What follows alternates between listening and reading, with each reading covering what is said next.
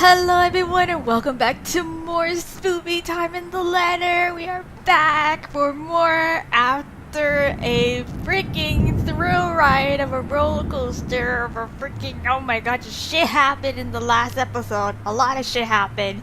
So basically what ended up happening was that the very next time that Ashton gets up after another power nap is that we're dealing with drama that's happening between Rebecca and Isabella, and basically they were arguing their heads off by the fact that Isabella just so happens to come up with the same idea that we had as Ashton, which was to go back to the mansion to find some answers, and of course Rebecca thinks it's dangerous, and she has every right that I should to worry and to think it's dangerous. But anyways, it left a really sour mood between the both of them because we took Isabella's side because I thought that Rebecca was, she was doing some low blows with Isabella's dad and just, saying all these mean things about how she's causing everyone trouble, and ever since they met, that all she's been doing is just causing problems and shit like that. It was a really low blow. So we took Isabella's side on that. But anyways, regardless, they separated, and the next time we went to go talk to Isabella to try to console her, and that's when we were able to dissuade her from actually going to the mansion by herself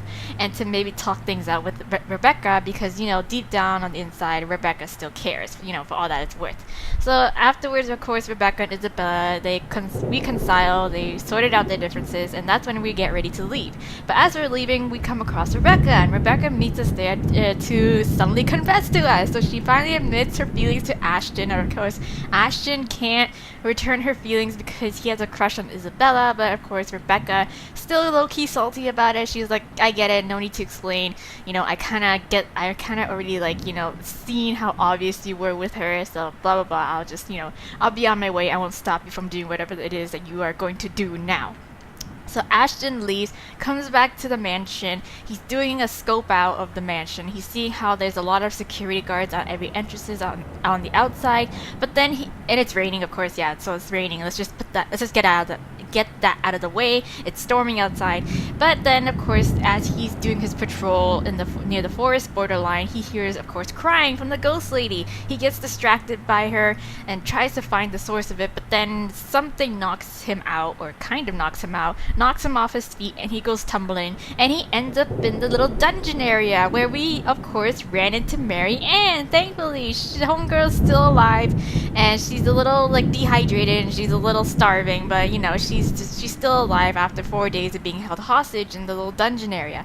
So we free Mary Ann from the dungeon, and then we tried to ask her for help because she knows more about the mansion and layout than we do, and of course, maybe perhaps she knows a way for Ashton to get into the mansion. But of course, she's reluctant on it. She's like, hell no. But then afterwards, once Ashton hits this point where it's like, okay, as douchey as Luke Wright is, either way, the Wrights couple are in danger if they are involved in this curse in any way, and that means Hannah as well. So that caught Mary Ann. She's like, oh right, she's right, because if you're not gonna do it for Luke, then do it for Hannah. So that made Mary Ann finally agree with us, be like, okay, fine, I'll help you get up into the point where we reach the kitchen area because I know how to get there from here.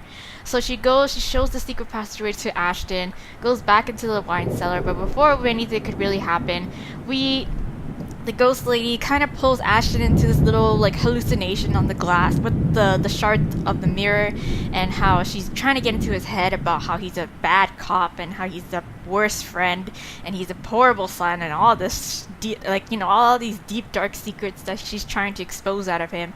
Nearly gets him, but then Marianne snaps him out of it because she's been through it herself with her childhood crush, a friend who I forgot her name already. Oh my god, I feel so bad. But anyways, yeah, regardless, Marianne snaps us out of that little hallucination, and then we get into the kitchen where we hear more crying. Yes, more ghostly cries.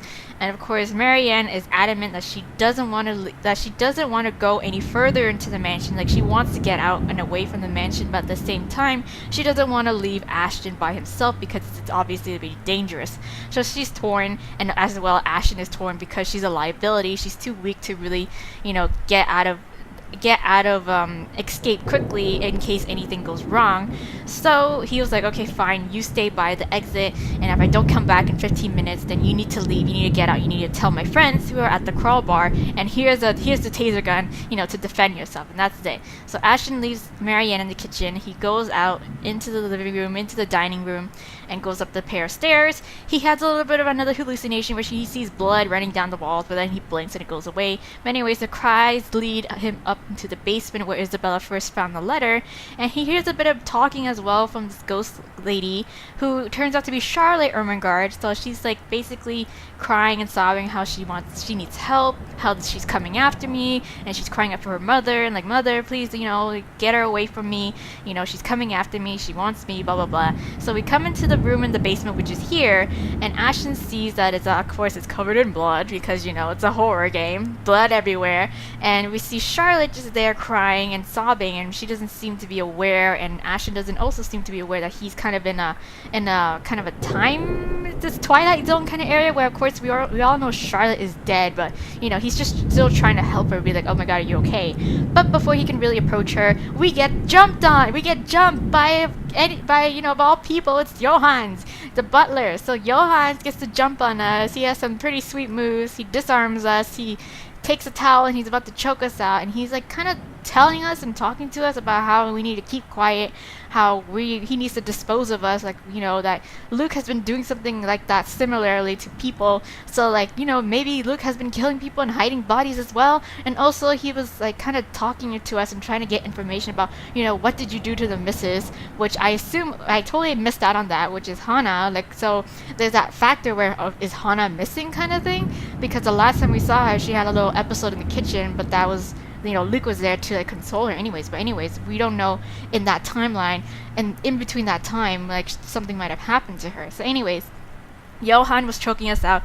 We thought we were gonna lose consciousness and that's the end of us. But then we hear a voice, and that voice turns out to be Isabella. Isabella of all people shows up, armed with like a rolling pin and the taser that Ashton gave to Marianne. He's super confused and super worried. He's like, what the hell is she doing here? How did she even follow me? Blah blah blah. Anyways, regardless, he's like really concerned by the fact that she's here. Johannes doesn't seem bothered. He's like, put the gun down, put the toy down, little girl. You ain't gonna hurt nobody. But of course, Isabella mans the fuck up, or woman's the fuck up, and was like, bitch, you thought. And then she like tells Ashton to duck, shoots the taser, gets Johan square in the face with the taser, or not, or I don't even know. Anyways, regardless, the taser hits its mark. Johan goes down, and he's unconscious right now. But of course, Isabella just had to go the whole 10 yard, overkills him, and like, knocks him on the head with the rolling pin as well. So yeah, there we go. Now we have escaped from Johan. Johan's is passed out on the floor. We are trying to just catch our breath by all the excitement that's happened thus far. So yeah, anyways, let's continue. Oh my god, I'm so pumped for this, because we don't know what's gonna happen. Holy shit. So there's still the curse. We're still inside the mansion in imminent danger. We still have no idea how to fix this. Yes. Now we got also an unconscious butler who, always has the potential to wake up again and to catch us again. So yes, so outside the rain seems to only intensify. Lightning flashes fleetingly somewhere, white and piercing, and the sky rumbles. Right. No rest for the wicked. Yes. Did you grab your gun? Grab your gun, Ashton. The gun, he dropped his gun, and Johannes kicked the gun underneath the bed, so you need to grab that. You need to grab that, please. I stir first, once recovered, having regained some semblance of sense and strength.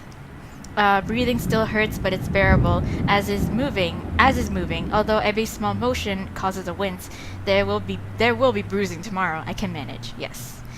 Retrieving my gun from under the bed is easy. Good, no incidences of a ghost. Okay, but only with some effort, I am able to drag an unconscious man to the far end of the room, snapping one end of a handcuff to his wrist while fastening the other one to the bed frame. Oh, good.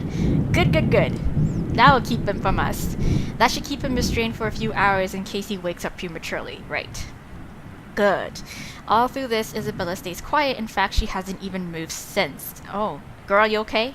I mean, you tasered a guy, which I'm sure is a first for you, but like, hey, good job. Her hands still shake, and taking in long draws of breath while she stares vacantly in front of her, almost as if she's in shock. Well, duh, yes. Perhaps she isn't even expecting any results, spurred only by some kind of desperation, right? Now it's sinking in. But it's okay, you just tasered a man, it's fine. Unfortunately, we need to get moving. We don't have time to wait for everything to register in our heads. Kneeling in front of her, I give her a light shake. Hey girl, come on. Pull yourself together. Belle, we need to go. We can't stay here, right? Slowly she turns, staring at me with wide eyes. Worry flickers briefly in them along with something ineffable. What? Then without warning, she lifts a hand. Why, is there something there? And slaps me right across the face. Oh, never mind. She's just mad because we technically stole her idea. But hey girl, I thought of it first before you actually mentioned it to Rebecca. Ow. The sound of it cracks the air, shattering the silence like a fragile glass breaking. Despite the familiar rumble of thunder outside, it manages to ring louder above the storm. I don't even know what hit me until my head has already snapped back and my cheek stings with her anger. Girl, I nearly just got choked out by a very tall, angry German man. Now you want to slap me? I guess I deserve it. Kind of. And it is anger. In spite of the stillness and the lack of words afterwards, not fuming though, never fuming, but the kind that burns lightly and soundlessly. A frustration instead of a seething anger. A frustration instead of a seething rage, right? One that ebbs just as quickly as it flows, and once the tide subsides, there's only that gleam in her eyes, warm, steadfast, and unflinching. Quietly, I brace myself for the truth underneath that gaze. It slips from her lips softly, nearly fading under the sound of the rain still falling fast, if not for the weight in each of her words. What is wrong with you? I'm sorry. I thought I was keeping you safe, but apparently you have other ideas. Belle. If Zach didn't slip up, no one would have known where you went. Oh, Zach slipped up? Are you kidding? Here. Oh, man. Belle, one person knowing is enough. Any more than that, and you almost died. I know I did, which is the bullshit part. He could have suffocated you right then and there, and you could have died. I know, right? Like, I expected to go down because of this stupid ghost lady, but like, nah. Just an angry German man. I told Zach to give me 4 hours. That would have been enough time to... It would have been too late. And by the time anyone ever finds out, you're already fertilizer! I know. Hey now, body does not decompose that fast. She trails off, drags one indrawn breath after another. A brief lull as her frustration finally gives, dissolves into something more pensive and somber. Her shoulders droop, and though her voice rises hoarse and weary, in her next words, there's only certainty. You count too, you know. I know. When I said, that night when I told you, I don't want to lose anyone anymore, that includes you, alive. I know. We're still here, Ash. You have us. I know. And once their meaning fall, roar, it does so not with force of a dam breaking or a raging storm, but with the gentle, steady warmth of a hearth burning, an ember easing slowly, lightly, rising and giving until all that's left is a truth, an understanding. Not alone. Yes, never alone. Hey, you never walk alone. Sorry. Anyways, yes, because that is the deep underlying dark secret, the fear that Ashton actually has. Is the fact is that he seems to always want to shoulder burdens by himself because that's his way of thinking. Having recovered, Ashton quickly urged Isabella to move, knowing it wasn't safe to stay idle. Without warning, however, Isabella slapped him, yeah. Furious at him for keeping people in the dark, she reminded him of what was important, and with it came a realization about himself. Yes, you got us. You got fam. You have fam. It lingers, even as we both drift back into silence and her words take root, because in the gratitude that swells after is another warmth blooming. Pleasant, welcoming, like finding home, like finding ourselves in the haze a squall has left, creating something fragile yet immutable in both of us. It's in her eyes, in the way she holds my gaze unwavering, in the way she carries herself despite sitting amidst a place she fears. In the way she keeps herself from trembling and falling apart, because fear is inconsequential when people she cares about are at risk. A change. She realizes that now, holds on to it. Another little thing, another small thing from her that may go unnoticed and pass by quietly, but will eventually amount to a lot of things. Tiny gestures that mean nothing at first, but began to matter to me one day until... Oh, until you realize you love her. Yes, say it. Say it. Despite myself, a small smile slips from my lips as the same warmth from earlier unfurls in my chest. Unhurried, familiar, and bright from all these years I've carried it, but have never given the words for it. Stop smiling like that, Ashton! I'm not done scolding you! I know, but like, he's realizing something now. Just give him time. Just shut up. But this time they come easily. I heard all of it, don't worry. Are you really okay? That guy hit you a little too hard on the head. Maybe, but you know, at least I think he knocked some sense into me, actually. Here, let me... Nope. I reach up just as she extends a hand towards my face, catching her wrist in a light grip, drawing it closer and folding her hand in between mine. This is very sweet and very cute and you know, long overdue, but like, damn, this is not a good place to be doing it. But whatever. Although her expression does shift into mild confusion, she does not pull away like I'm expecting. She simply stares at me, searching. For her to allow a gesture from me that's perhaps too close, it tells a lot how far things have already shifted in the past few years. Cradled in mine, her hand still trembles. Most of the tremors has already subsided by now, though I doubt it'll fade away this soon. Even as I trace the lines of her palm in what I hope is a comforting gesture. I'm sorry, Belle. For what? For everything, I guess. Is this about what happened tonight? You can apologize later when... No.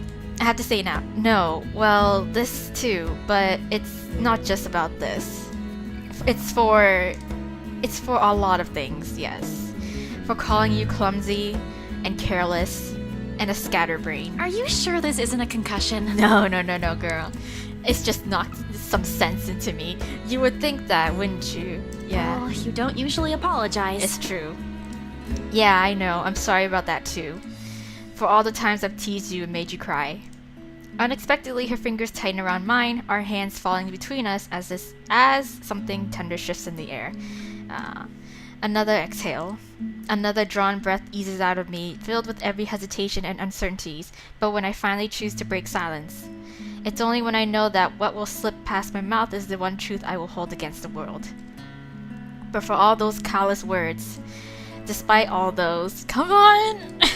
There's nothing I don't love about you. Yeah!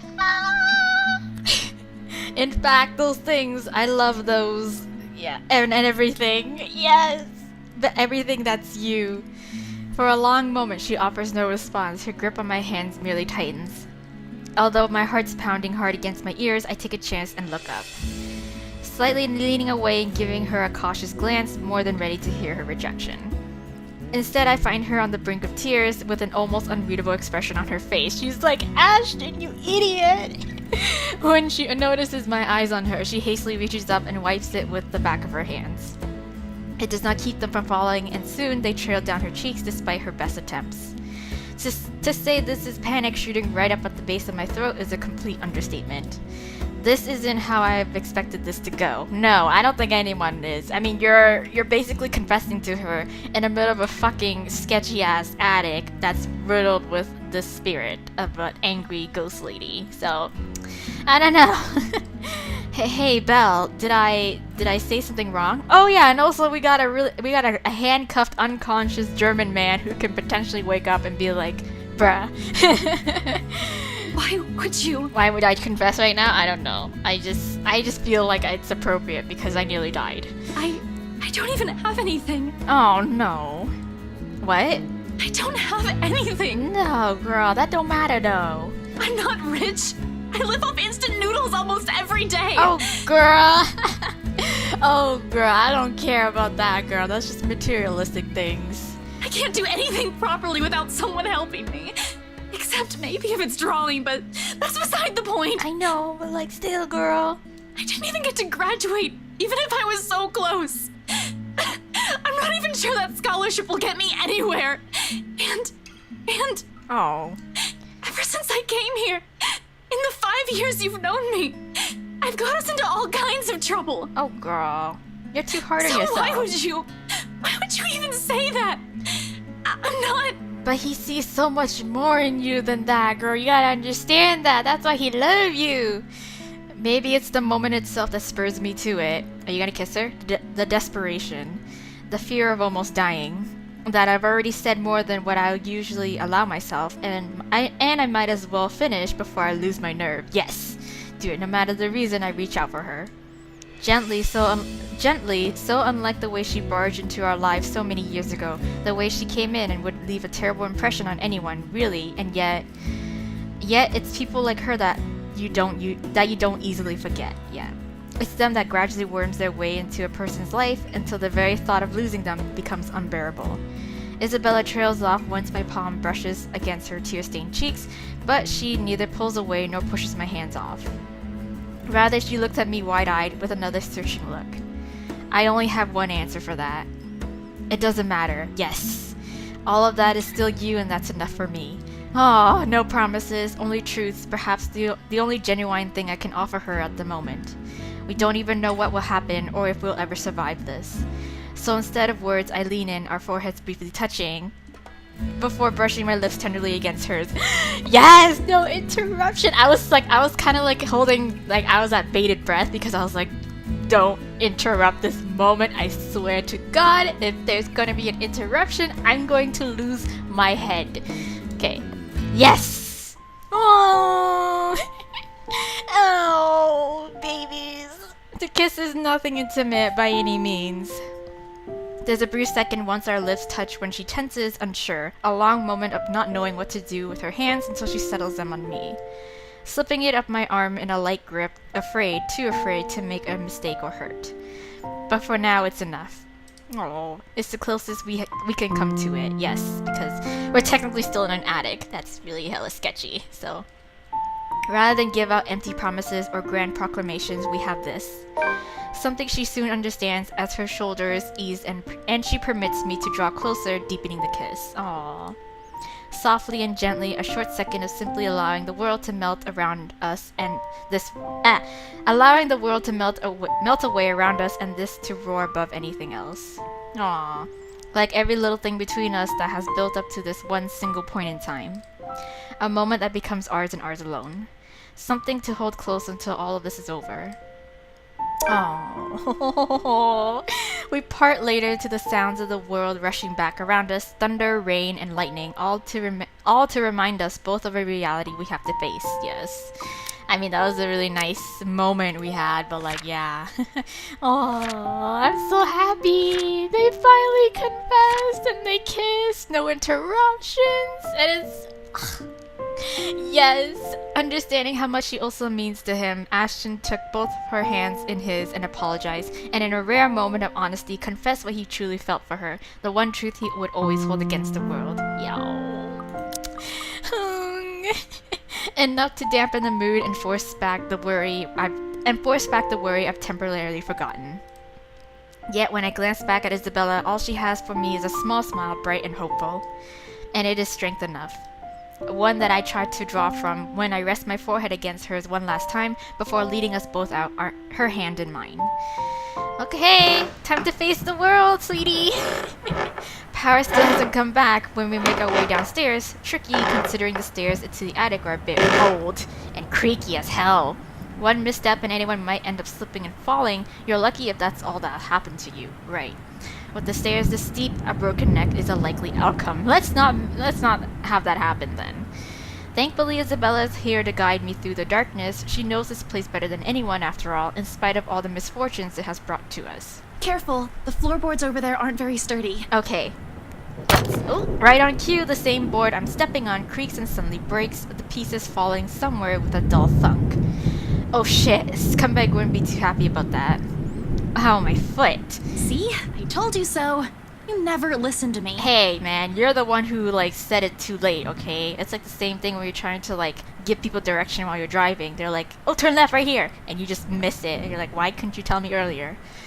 They renovated the whole mansion and can't even replace one tiny part of the house? Yes, that's true. Why don't you file a complaint to BRC then? I would, but your company's hella shady too, so. I'm sure they'd be thrilled to hear it.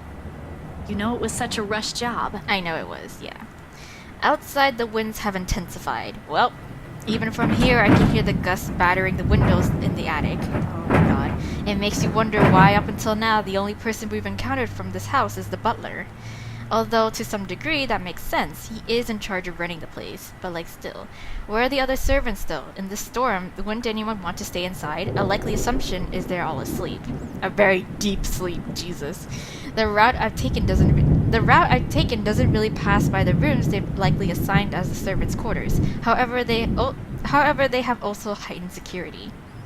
I brushed it off earlier, thinking they'll be posted a lot closer to where the master's rooms are, but the second floor is devoid of anyone as well. As if every inhabitant of this place has suddenly disappeared overnight.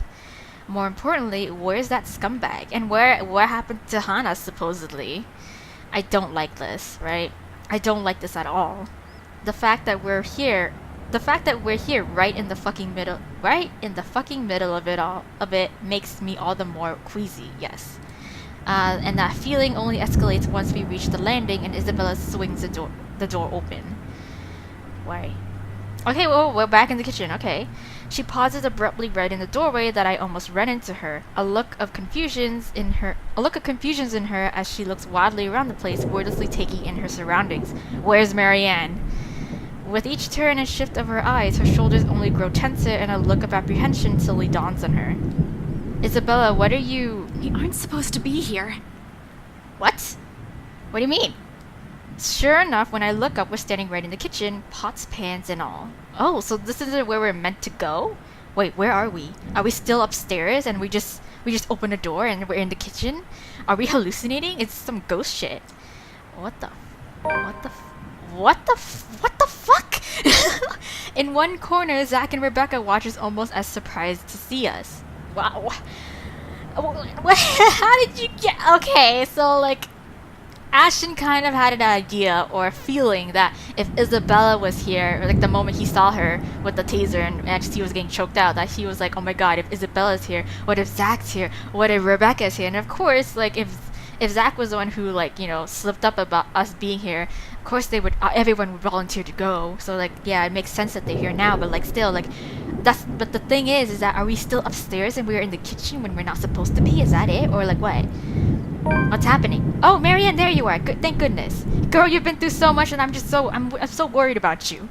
Macaulay's also with them. Of course, she didn't listen to me even if I've already exceeded the 15 minutes we've agreed on. Yes, although color and strength seems to have already returned to her, enough for her to be able to stand unassisted. Okay, guys. The empty plate on the counter appears to have played a part on that. Good news, I guess. Yeah, she found some food, which is great. As for the other two, however, dude, bruh. Relieved as I am that they've had the sense to wait and not venture deeper into the mansion, I can't help but roll my eyes at both of them, right? Zach, I said 4 hours. I know, but Isabella asked and... Come on, bro, you know I ain't a very good liar. That's true. That is true. And it didn't even occur to you to stop her? We all tried, all right? She was out the door before we could say anything. Oh. Okay. And how did you guys even get in here, right? Oh, all three of them exchange a look. What? One that I absolutely don't like. In the end, it's Isabella who speaks up, albeit with a bit of hesitation. We heard someone scream, Ash. It led us here. Oh damn. Oh shit. Without warning, the door behind us slams shut. Oh fuck. We need to get out of here. Yes, we do. We need to hustle. Screw Wright. I need to get these people out of here. Lucky we're in the kitchen and we have 2 ways out, the back door and the cellar offers. Yeah. Except the hatch won't budge when I pull at it, and neither does the back door, as if something has locked it firmly on the other side. Great! Let's jump out the window. That window right there. I don't care how high this is, we're gonna make our way down. Zach also gives it a few tries, but even with the big guy's strength, it won't open. Oh my god, there's a long bout of silence in which we all simply look at each other, likely sharing the same thoughts. We're trapped, yes. Well, there's that window, but you know, I'm just saying, we could always bust it, you know. Can't we? Something or someone has intentionally led us here. Fuck indeed. In that same moment, once realization dawns in, something shifts again. Oh, we're gonna get transported. Yeah. Shit, blood. I hate this. I hate this interdimensional fucking time travel. I don't even know if it's a time travel. It's just other dimension shit. I hate this. God damn, you wait there, girl. Let me just read this. So together, Ashton and Isabella carefully made their way downstairs. However, instead of a hallway, the kitchen greeted them instead. Before they could understand what was happening, it slammed shut behind them and the whole mansion has started to shift. Oh, whoa, that'd be really trippy if, like, the ghost is able to manipulate time and space in the mansion itself. I mean, damn, that would make sense in a way because, I mean, the mansion's just so old and she has, like, I'm pretty sure she has a lot of supernatural powers to do that. So, damn, I don't even know if it's physically, like, possible or if it's just all in our head. But anyways, regardless, she's able to manipulate time and space in this mansion. Well, fuck. Blood, yes, blood. In every nook and cranny, over every surface and in every inch of the floor. This time, unlike the first one I've seen, it remains, and gradually the whole room begins to reek of that familiar metallic scent, sharp, suffocating. Around us, every object, including the cupboards, has started to rattle as well. Oh no, it's the poltergeist. Oh god. The sounds from outside, foreboding rumble of thunder, and even the howling winds have begun to fade away, replaced by whispers, shouts, and cries of pain. Though inaudible, each beat and note bombards every crevice in my head with vague images and sounds. There's no time to make sense of everything, however.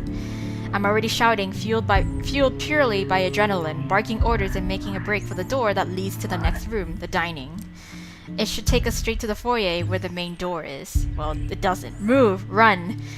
Right in front of us, the mansion has started to change and we're in the thick of it. Yes, we are. However, instead of the dining room like it's supposed to open to, it's changed. It's the bedroom! Oh my gosh, so she does have time-space manipulation. Yay!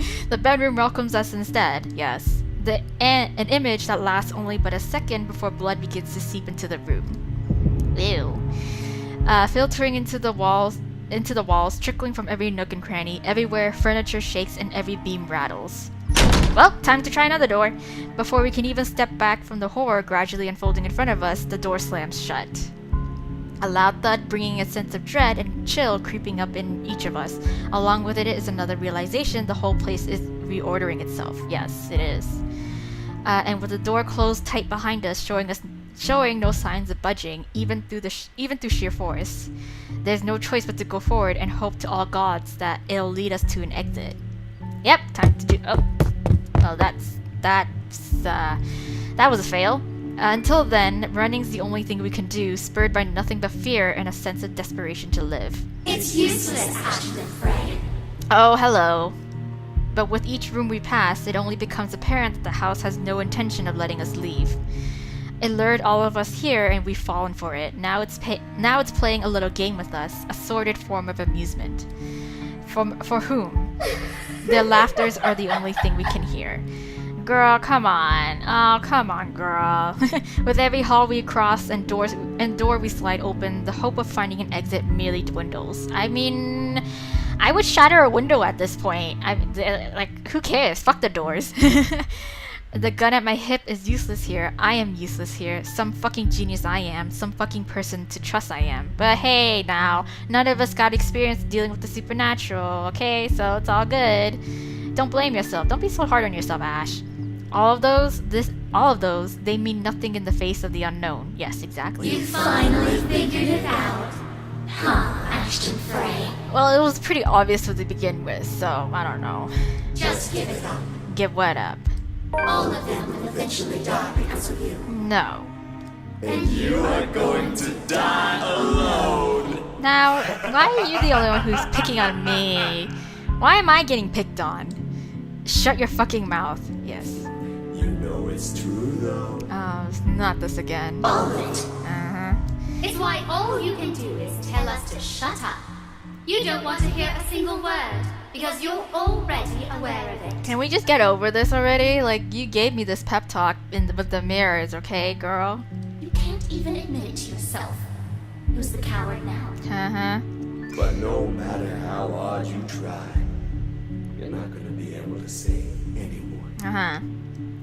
The more gruesome the place turns, the bleaker our chances simply get. Okay, then why the hell are we standing around here for? Oh, there we go. Wails and screams fill our ears as we pass by, words from a time and people long gone, laced with nothing but pure agony, calling out, reaching out to us. Their voices almost too real, as if we're not the only ones trapped here, that there are others begging for release from this wretched place. You never know, yeah, you never know. Because the house is so old that you never know who died in this house from probably the same curse. Or maybe it's all just a show, a taste of what we will eventually be, souls forever held captive in a never-ending nightmare. Mother, I've done it, Mother. Take me with you, please. Yes. Still here. She's here. Uh-huh. Help me! Help me, please! Okay, so we got Charlotte as a ghost and as well as the servant girl she killed. So is this what the curse is? What it means for all of us? That the letter not a morbid cry for help, but an invitation. Maybe, yeah. A beckoning for unsuspecting souls to be dragged into this place's horrors, to be put under centuries and centuries of torment and agony. Yeah. She's a hateful bitch, so I wouldn't put it past her. Suddenly dying a painful death seems preferable, enticing than ending up here, living a tortured existence. Or perhaps it's all the same. Guys, come on. Still, hope worms its way into me, not a usual thing for someone like me. But after going through countless doors and corridors, every little sign of hope I'm willing to cling to, as long as it'll get us out of here. Yes. We're back in the dining room again. How long have you been running? How long since we've left the kitchen? At some point, I've lost track of time, with the windows barred tight and the sounds lifting in the air, nothing but shouts and shrieks. It's impossible to tell. Yes. Okay, so supernatural forces does not allow you to smash windows. God. But not that it matters when an end is in sight. Oh, what the hell is that? Shelves and furnishings bar the door, each stained with blood and gore. That if the situation isn't as desperate as it is, I'll find a different way out. But there's still a gap left at the topmost part of the what the hell? I can't read this sentence. Jesus. Okay, let's try this again. But there's still a gap left at the topmost part for a person to go through, as long as you use the shelves to climb. Okay, that's good enough. And it's an exit, alright. Yes. I mean, it definitely looks more pleasant than inside here. It's not as covered in blood. From here, I can spy the familiar walls of the foyer. Hey! Haha! Relief! Only relief washes over me. Although my legs have been strained, taut by all that running, and every bone and muscle in my body ache, there's only an easing. A sense of tension relieving, while energy backflows through me again at the sight of an end. Yeah. No sooner I'm leading us out of it. Yes. Zach helps Macaulay first, assisting her up and through the gap, before giving a hand to both Rebecca and Isabella. The moment the ladies are in, I nod for him to go through. Go ahead, I'll watch your back. Oh my god, she's gonna get dragged back by Ghost Lady, cause she's gonna show up because she's like, oh fuck, I fucked up, and I gotta stop them now or else they're gonna escape. And that's where we're gonna leave Ash and Shroud, isn't it? I'm totally predicting it, I'm calling it. Go ahead, I'll watch your back. Okay. Surprisingly, he does that without any protest, not that there's any need to. Sometime after entering this room, the whole place has calmed down. Okay. No wails, no whispers, just a silence too deafening, but I'm not letting my guard down until everyone's on the other side of this nightmare, safe. For all I know, this may be just a calm before another storm. She's gonna show up. She's gonna like drag me back into the mansion, and she's gonna slam the door in front of my friends, and then that's where it's gonna end.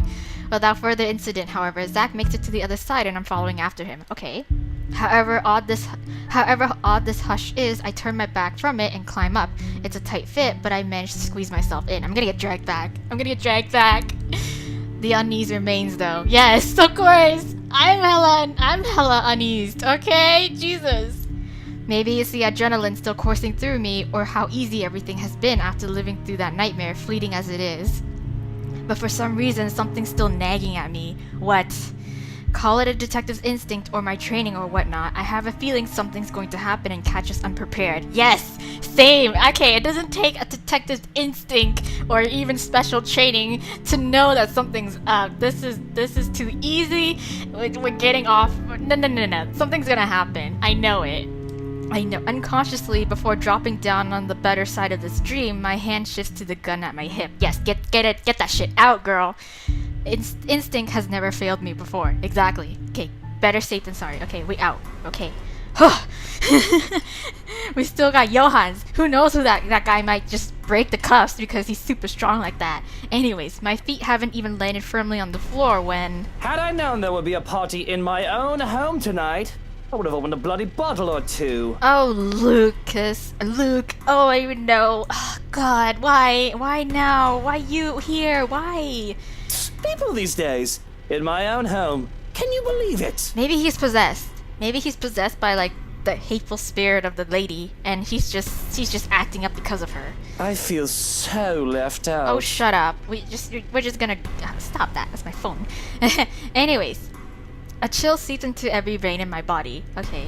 As all of a sudden, every ache, every pain returns to me tenfold, and my knees threaten to buckle at the sound of his voice.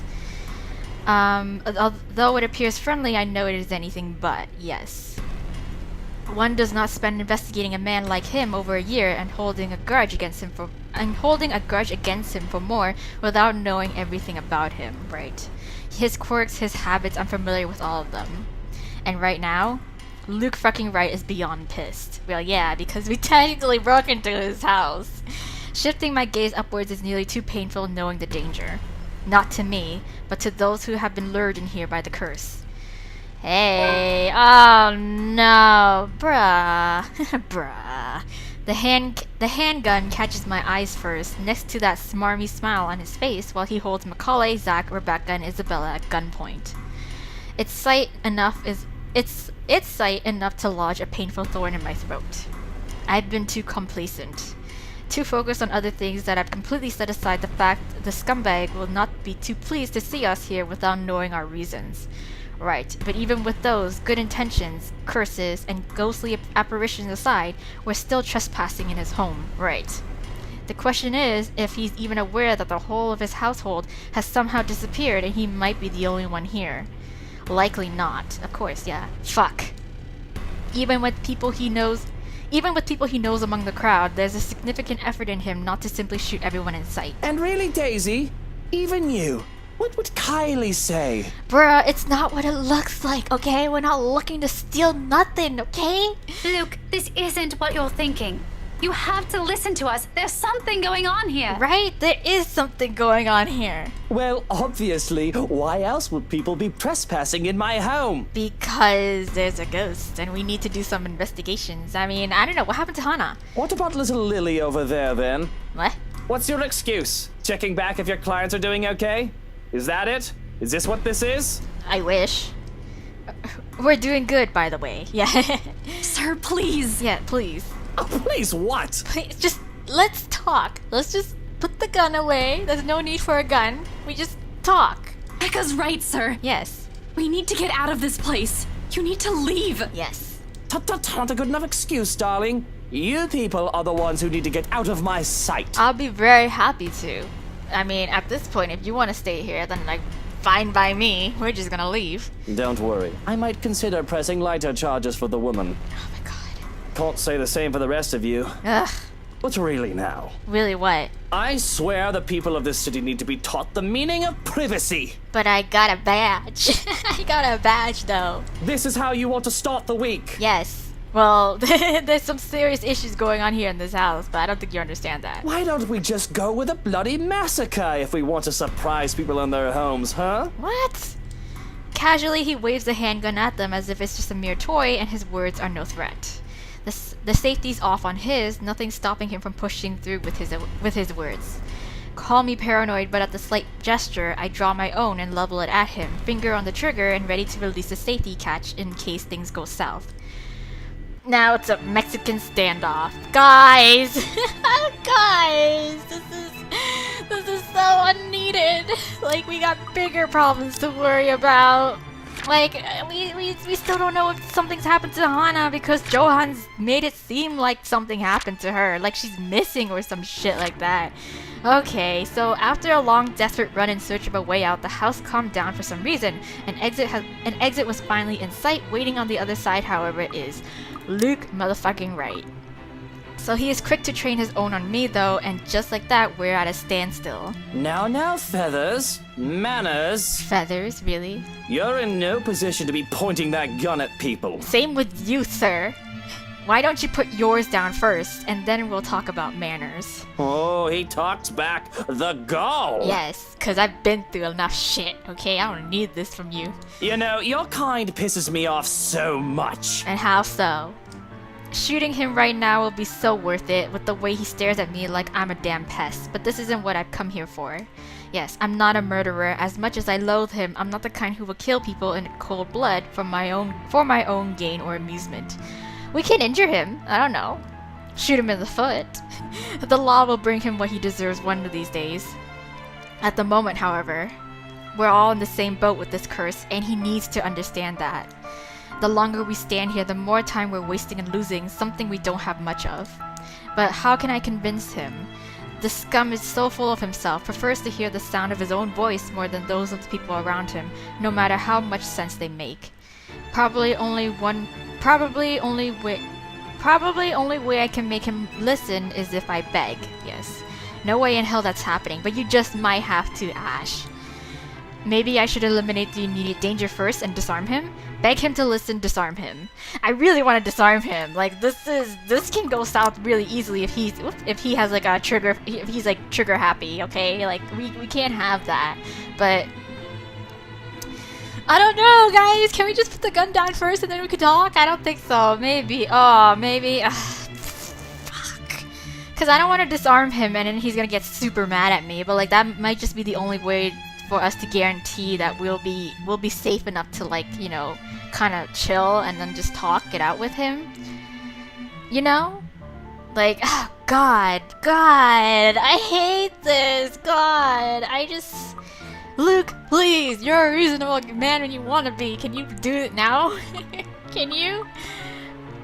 I don't know, cause okay, I don't know how far we are away from him. I don't know how fast Ash can react in order to disarm him. Like, I don't even know if we don't even know if Luke is really experienced with a gun or not. Like, or he's just knows how to point and shoot. You know, like, I don't even fucking know. Would someone like him have training with holding guns and shit? I don't even know. Fuck. Oh, fuck me.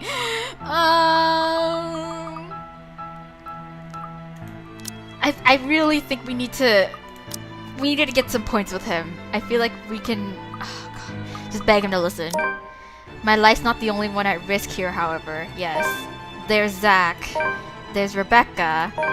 There's Isabella. Macaulay's here as well. Did that give me any, like, points with him? Fuck, that didn't.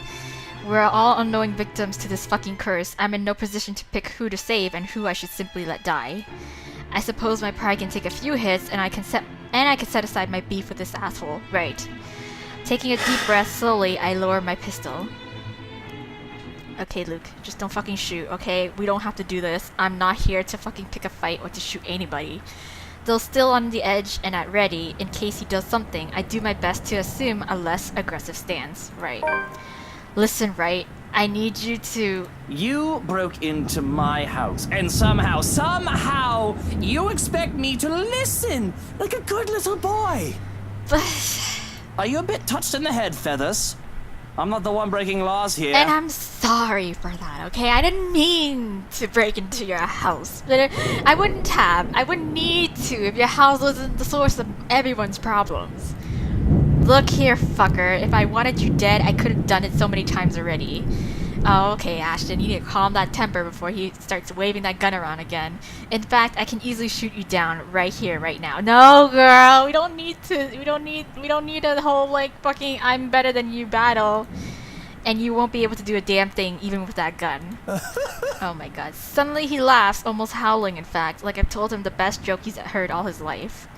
The only thing missing is for him to keel over and start rolling on the floor, all while I do my best not to sock him with the sorry end of my pistol. You have guts, Feathers. You have guts. I know, right? Isn't that great? Did you hear what you just told me? You've just threatened me inside my own house. My own home. I know, oh my god, in front of my salad, yeah, okay. You know what I'm thinking right now? What? In another lifetime, we would have probably gotten along well. Well, wasn't that nice? Nice of you to say. He's right on that, at least. I might have ended up liking him if I didn't have Professor Andrew, Rebecca, Zach, and Isabella. One mistake and it would have been too late for me. With his laughter rings all of those possibilities I could have lived, but have never been given the chance.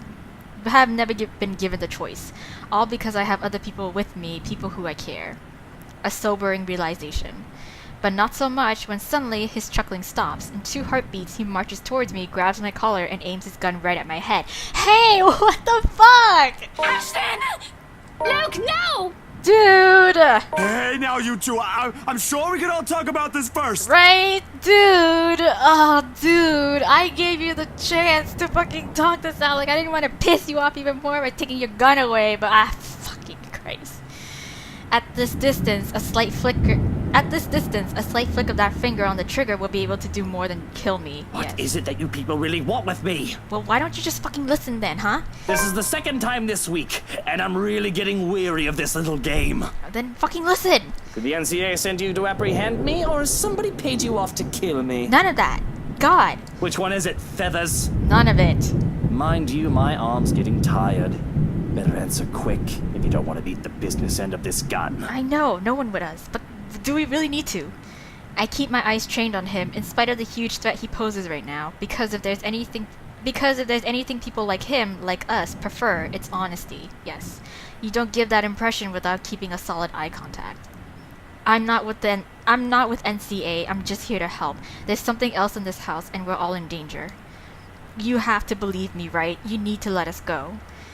You need to get out of here before it's too late. Yes. If you want to keep your sorry ass alive, you'll listen to people with more brain cells than you. Hey, now, okay, I know, I like where you were going with this, Ashton, but no need to put in some jives on your own, okay? Why, you insolent! Come on. Oh. His finger moves, but I am prepared, my hand ready to reach up, disarm him, and knock him out, which is great, yes. I trust Ashton has that skill. If I have to drag him out of this place unconscious to keep him from suffering the fates of every other person who has died from this curse, so be it, right? However, before either of us can fire a shot or tackle the other to the ground, another voice echoes throughout the foyer. A small little thing compared to the storm raging outside, it rings above it, nevertheless, causing all of us to stop and turn. What? Oh shit! At the top of the staircase, Hannah Wright stands. Oh, I thought she was missing. Okay, she was right here. To make matters worse, that thing's behind her, menacing, a rotting hand wrapped firmly around her neck. Can everybody see this, though? Because that's the important part. She looks like death, yes. Pale and shaky, eyes red with tears, we nearly don't hear her as she pleads. Luke, help me. Please. Yes, before she gets tossed down the fucking stairs. Outside, another streak of lightning flashes and a clap of thunder ripples across the sky. Luke, do you see this? As if this whole thing can't get any more foobar? In death grip. Oh, foobar than it already is. What does foobar stand for? What does it stand for? Hello? What does foobar stand for? Is that where it ends? Is that where Ashton's like point of view ends? Hold on, let's read this journal. I think it might be. I think it might just. And we jump right into Luke's. Maybe, yeah. So in spite of the danger Luke Wright posed at the moment, Ashton lowered his gun and assumed an imploring tone towards the man he hated. Amidst the tense air, a voice suddenly echoed in the foyer. There at the top of the grand staircase stood Hannah Wright. Yes. Held hostage by the ghost.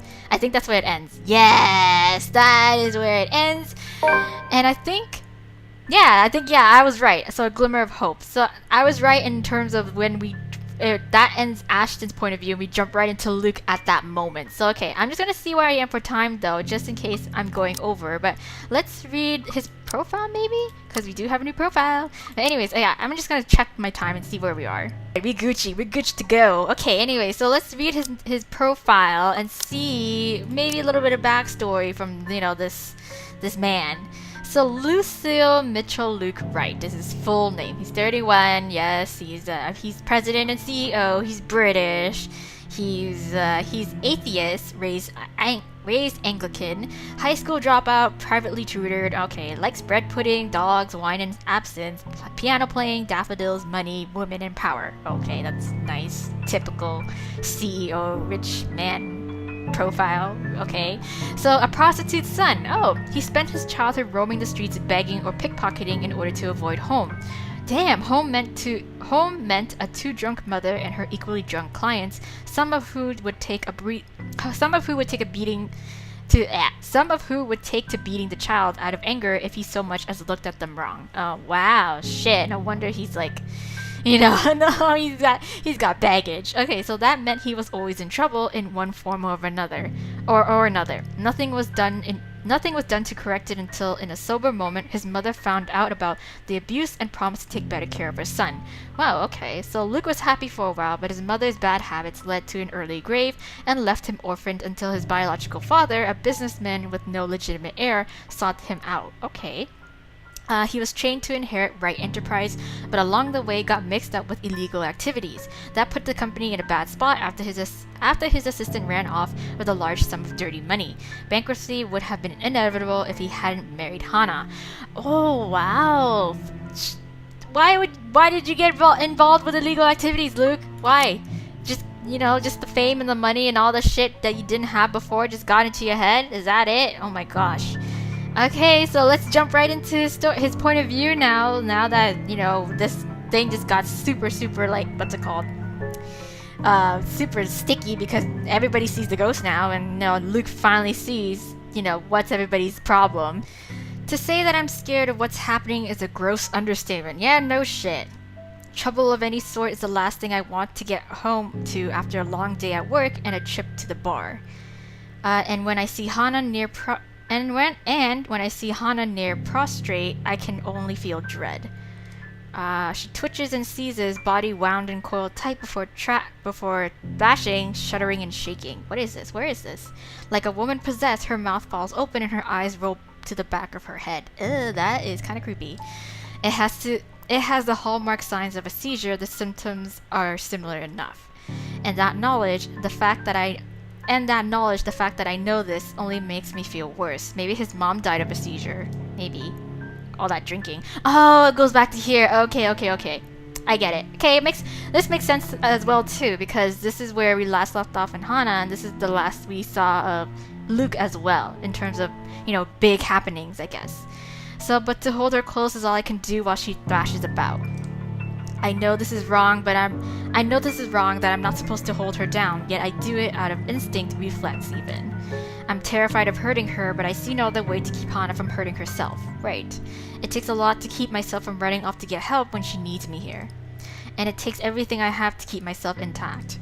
When she says my name, I realize that the seizures have stopped, but that doesn't make the dread go away. Please. What? What's happened? Talk to me, baby. What happened here? Yeah, what happened? Who did this to you? Whoa. I don't know. Ghost lady, yes. I'm so sorry. No, girl, don't apologize. The sight of her tear-streaked face is enough to twist a knife in. It does not help that I am as lost as she is right now, and all I can say is, it's gonna be okay. Shh, it's alright. You're safe now, Hannah. Yes, for now. You're safe now. Oh, for now. Okay.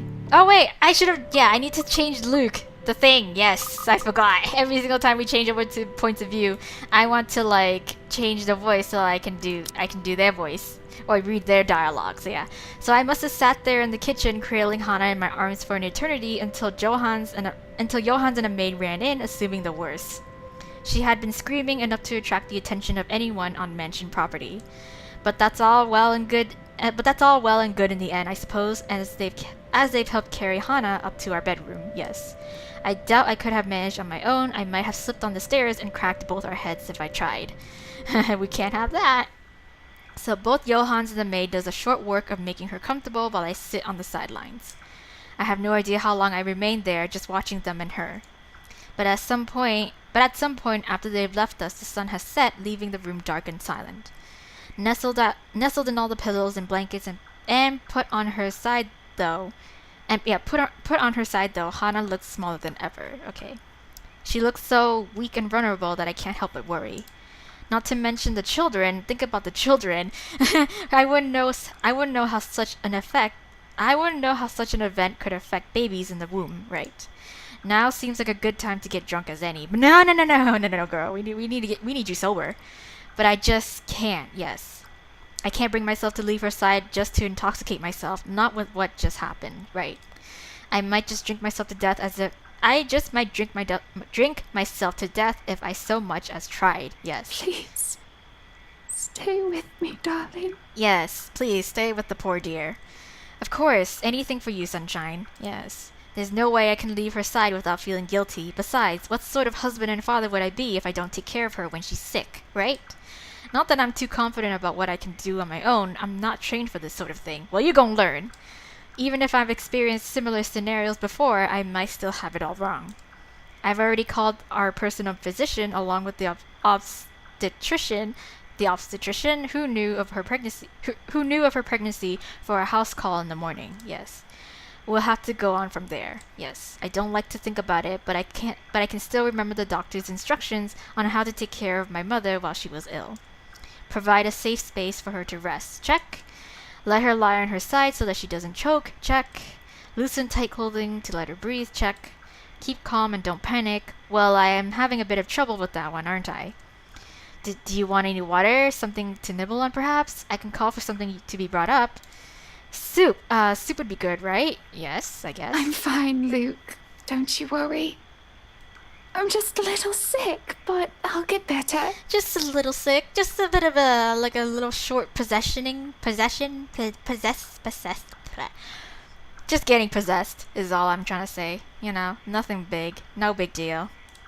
A pained look crosses her face, and more than anything, I wish I can take away the pain she feels now. Well, at least he really cares for her, gosh. When she beckons me to come closer, to hold her in my arms, who am I to say no?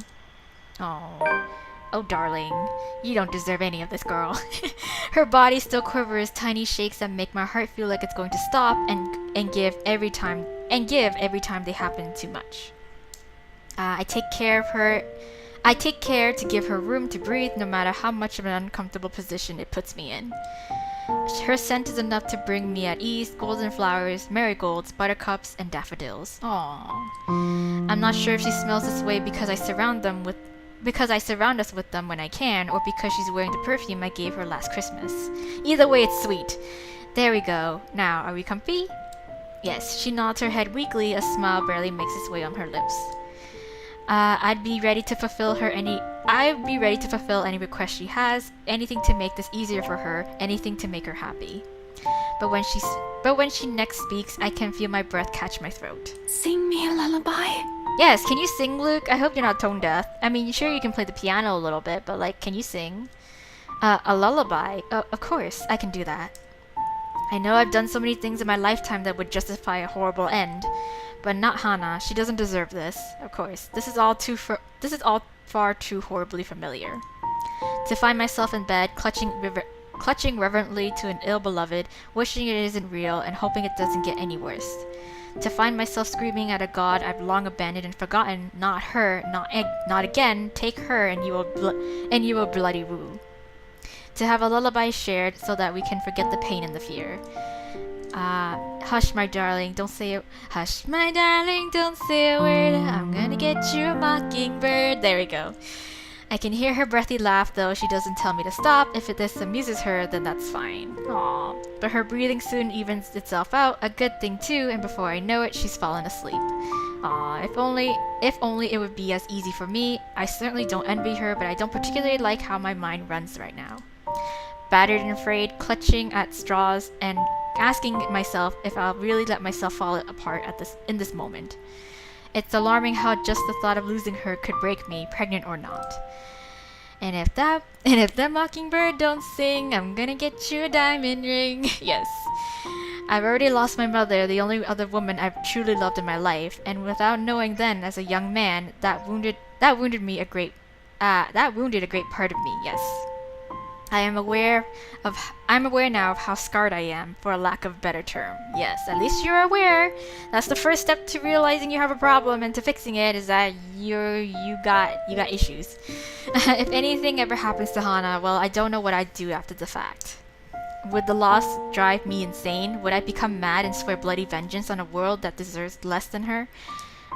Would I end up drowning in sorrow and guilt until I end up drinking one night and figuring a bullet is a good way to go? Perhaps. Or perish the thought, would I become like my father, one who had no further love for anything, no others or even objects or self? The vainglorious mogul that worked and worked for the sake of succeeding in the search of happiness that would never come.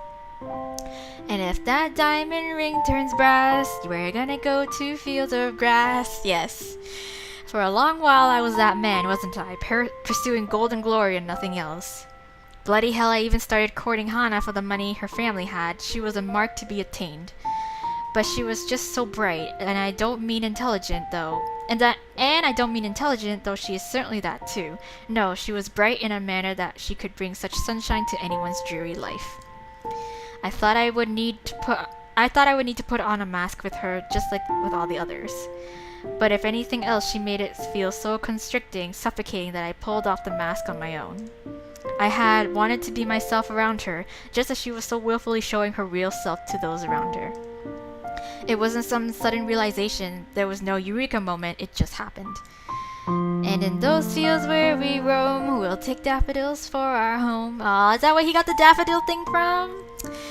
We would meet up and talk about business, but then those could only last for so long after a few dozen dates. We ended up talking about other things, little things that didn't seem to matter so much, inconsequential things that one would end up forgetting in the grand scheme of things. Good food, good music, dogs, the film we just saw, books we've read while we were apart, and places we want to go. Things that weren't important suddenly are. It confused me so much. But I was happy. And at some point I told myself that this was the woman I wanted to spend my life with. Aww. Then I would forget that a lot. It was out of some misguided need to be my own person, to not be defined by anyone else. I refused to put her on a pedestal or to make her the center of my universe. Married or not, we were our own person at the end of the day. But I would forget too, at the very least, remember that she was there with me. And if those daffodils die and wilt, we'll still have the home that we built. Okay. She made me better, but I am still me to an extent. Still the son of a bitch that has something to prove. Okay? I forget it again and again, no matter how hard I try. I'll spend extra hours at the office for something or another, to have favorable stocks, or to take care of a debt, something. Sometimes I'll even bring work home if I haven't gone to drink and destroy my liver. I'll flaunt the riches, some of which aren't even rightfully mine in the first place, and lord myself over everyone else because I fucking deserve it. Because that is how I prove myself. But that's not the proper way to, go about doing it, It just makes you look like an asshole. When I don't even have to prove myself to Hana, right?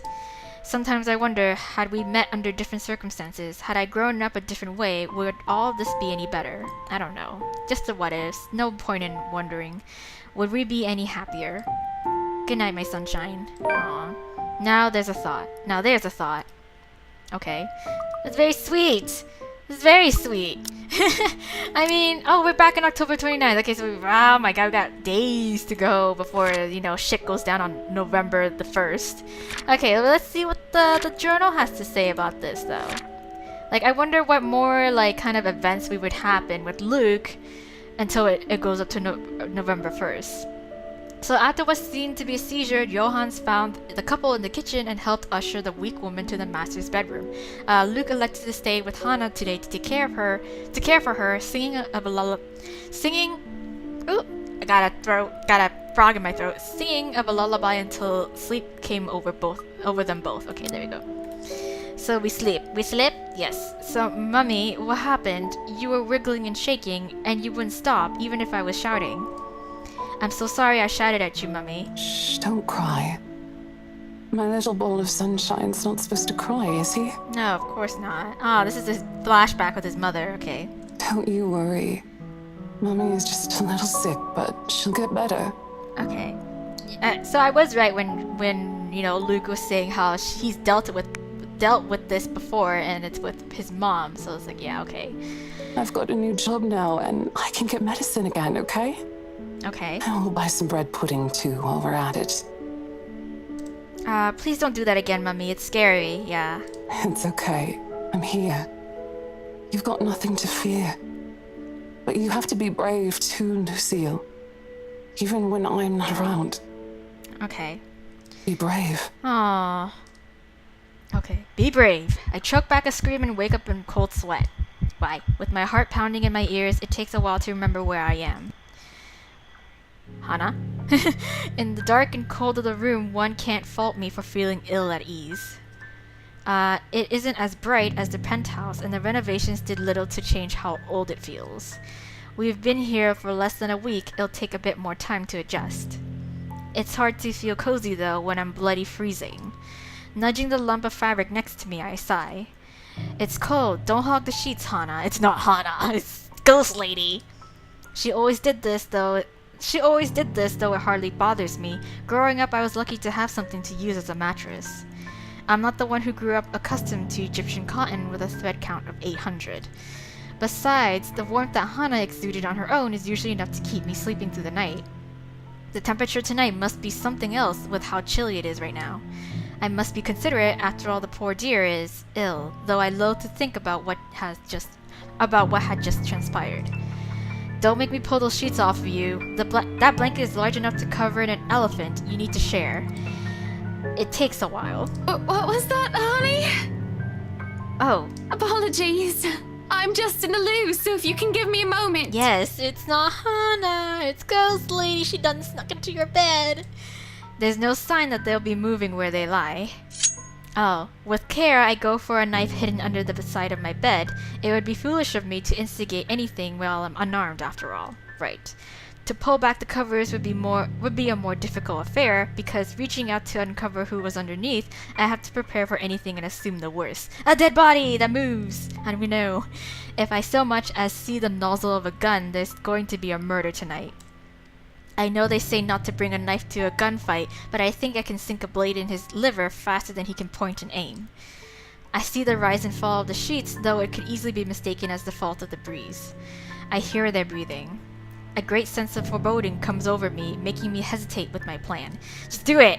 I should just get Hana and myself out of here, not look back, and let security handle it. That's what they're there for.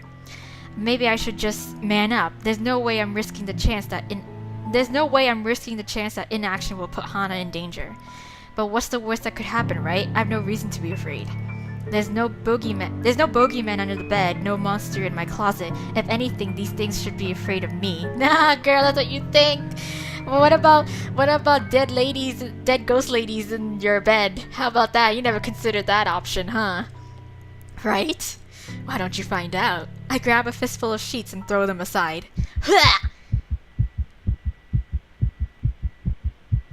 Do it! Do it! Nothing. Ah! Biggers. I hate this. Fucking biggers. I knew that would happen. Fucking Christ. Just fucking hate it. That's what horror movies always do. You think something's there and they pull back the curtains or some shit like that and it's just like, nothing. It's just like, God. Alright, so Luke woke up in the middle of the night with a scream and in cold sweat. Finding comfort in the warm body next to his, he tried to get back to sleep and forget the images playing his mind until Hana called out from the loo. A warm body. It's far from warm. Nothing, yes. Nothing but a bunch of pillows stare back at me. Must be my imagination. I'd rather not think I'm going mad. It could very well be the stress getting to me, all this drama with Hana. I've been doing well all these years, all things considered. I guess I do have a breaking point. But still, the world goes on even if one cannot, and I must go along with it. I suppose a day off or two tomorrow wouldn't hurt. Rest aside from a few hours of sleep will be welcome, more than. But I can't shake off the unease. I dare say that I feel afraid, irrationally so, that something will come creeping and crawling from under the bed, even as I lay back down and close my eyes. Because I bet you it will. It will happen. For sure. The odd dreams don't linger, thankfully, okay.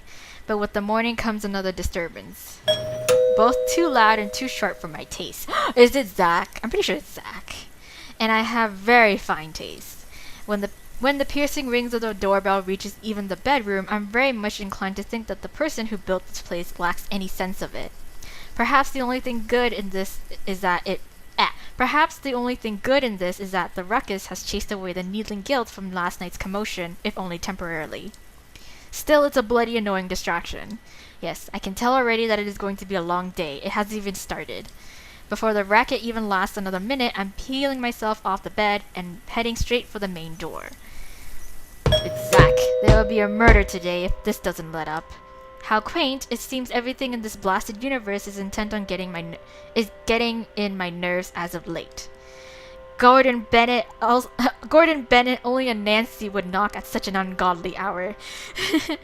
In the first place, I shouldn't be the one doing this. This is why I hired a valet, for fuck's sake. Yeah, where is everybody then? Where's that damn butler when I need him, right? I'll be honest, if only for today.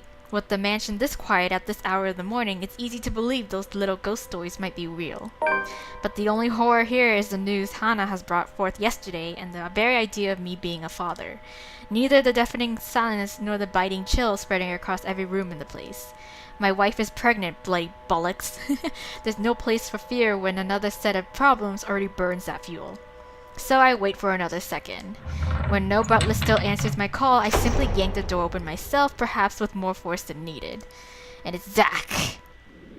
Yes, and maybe it should be appropriately there, considering the person on the other side and the hour he dared appeared on my doorstep. Yes, even someone with half a brain knows not to disturb anyone this early. Brief confusion quickly gives way to anger, and before the bloody photographer can even get a word in, I'm hurling venom at him. It's less than he deserves, really. Hannah will disapprove, scold me for treating the man with such disrespect if she hears me right now. She seems fond of him after all, treats him like a friend she's known for years. But she's not here, isn't she? What she doesn't know won't hurt. You again, it's bloody 6 in the morning, yes. What the hell is it now? Listen, sir, I know this is not a good time. Yes, it's not. Oh, it's not a good time. Did you even check the clock before coming here? I bet you didn't. This is still my home. My rules also apply to this place as much as Hannah's do. As simple as that. Unlike you, the ones living in this house need to sleep. It just so happens it's also a person I will never take a liking to. No need for remorse. Oh my gosh. Come back when people are actually awake, or I'll call security on you. He continues shouting even as I slam the door in his face. Okay, there's that. Some nonsense about the news lately, though I don't understand most of it. However, with the closed doors muffling the better part of it, and with no ears to listen, his tirade doesn't last too long. Eventually, he leaves, and silence once again fills the room, as it should. In hindsight, maybe I should also call for psychiatric services. He certainly sounds mental just screaming like that. A suspicious man like him left roaming the immediate grounds.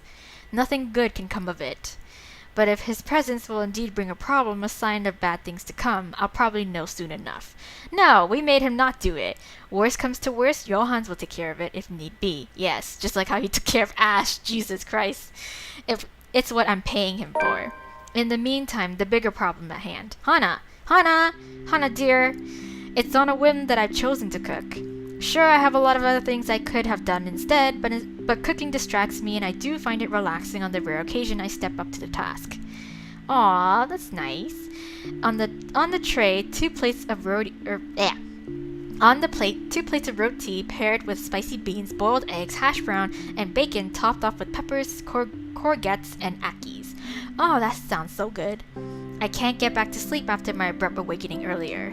Although I did think about drinking to get some 40 winks, I've changed my mind at the reminder that my very pregnant wife is sick in bed. I love my alcohol, no doubt, but there are times when even I shouldn't drink. Yes.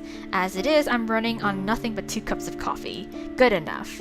The surprise on Hannah's face is apparent the moment I step into our bedroom holding a breakfast tray. Breakfast in bed! Yay! But it quickly changes to a look of delight as I place the tray on the bed. Good morning. What's all this then? Oh, that does smell good. I made it, sweetie. Don't you like it? I made breakfast. In hindsight, I probably should have prepared something a lot healthier for you. Oh, don't you fuss. This is absolutely perfect. A little grease isn't going to kill me. Right. Feels like forever since I last had your cooking. Aww. I don't see what you're so enthusiastic for. I'm no master chef. I won't be too mad if you tell Johannes to cook something else for you. That just means more for me, of course.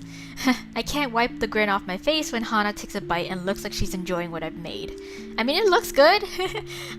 It would be a lie to say I'm not glad or proud that I can make her happy. Though perhaps I haven't been able to do that as of late, but Hana needs me now, and that counts for something, doesn't it? Right. Oh, I don't think I can finish this all. But I should, shouldn't I? After all, I am eating for 3. Yes. Twins, right. I feel a terrible pit in my stomach at the reminder. I try to fill said pit with food anyway. But bloody hell, I don't think I'm ready to raise a child, let alone 2 of them. Yeah, let alone 2 of them. There's nothing else that can be done other than to steel myself for fatherhood. Speaking of you 3, what did Dr. Hobbs say?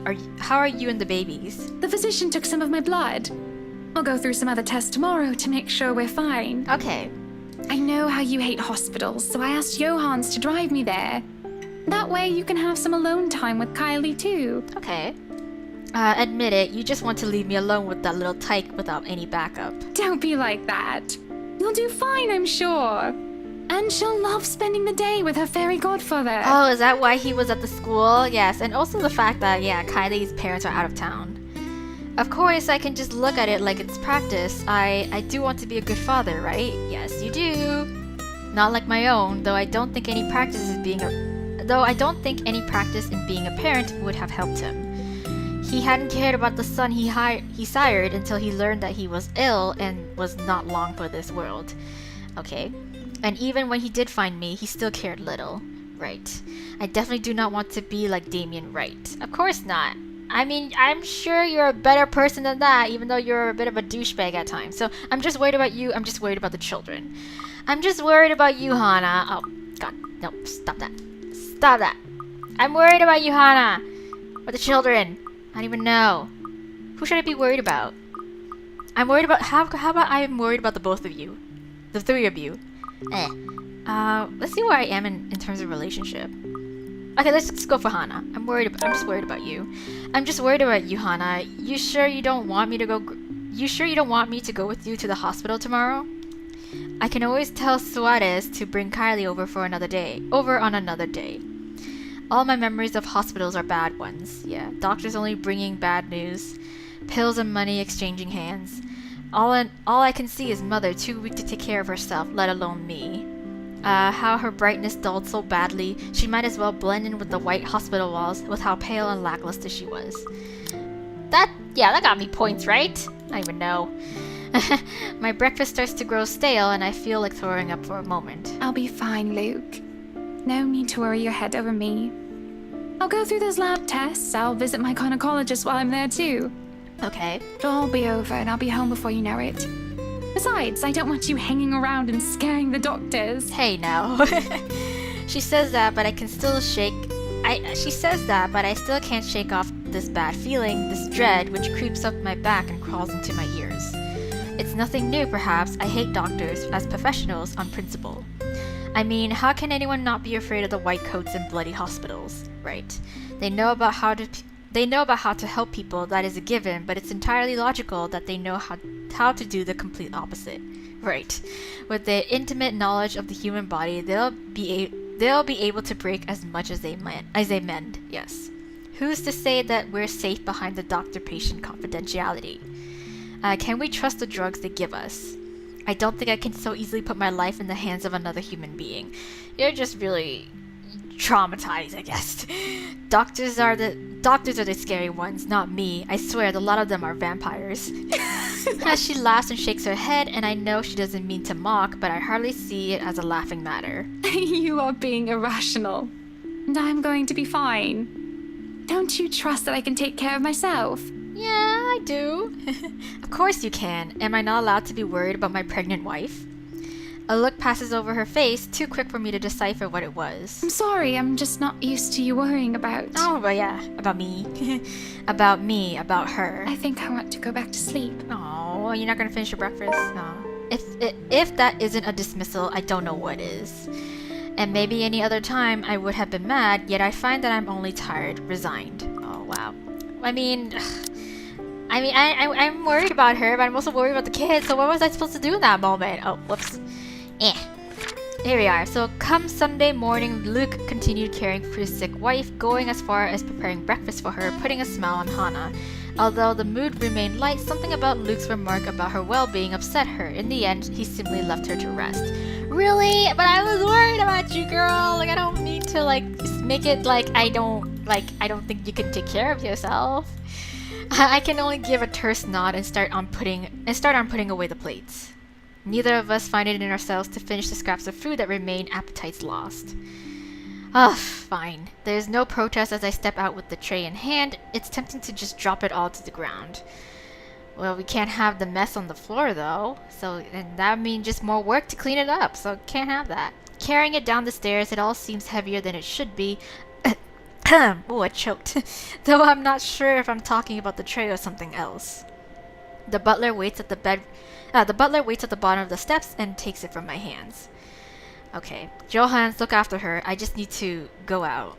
Yeah, for now I can go and stretch my legs, fresh air, all that. Is everything all right? Sure. Should I be worried? Okay, no. A nervous laugh escapes my mouth as I remember the last time I was asked that question. Macaulay had thought me shaken when that